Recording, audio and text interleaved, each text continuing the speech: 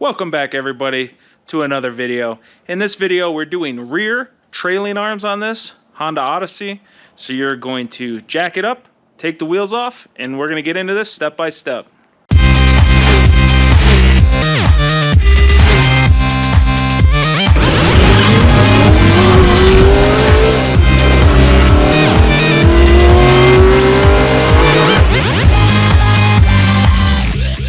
To be able to get to that bolt right there, the bottom left one, you need to remove this guy. It's hooked onto here, so you just pull the clips and pop it out. Now I can get a tool in there to loosen that.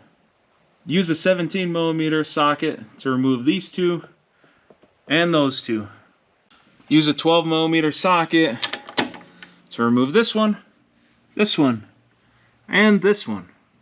Use a 19mm, pull these two all the way out. Pull all these off the control arm, like so. Now everything's disconnected. That is. So now you just take a hammer and you just beat it till it's off of that. Throw this crap in the trash and put the new one back in its place. Put your pry bar in here, like that.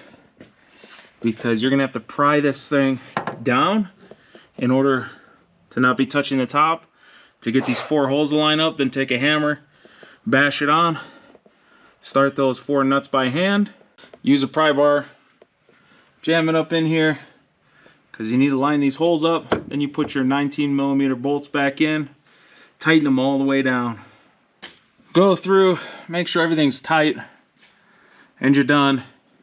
Now go get an alignment. Hopefully this video helped you out. If it did, go give me $1 a month on Patreon. It's $1 a month. You spend more on blowing your nose every month. If you liked the video, hit like, share, subscribe, all that other stuff. Till next time, wrench on.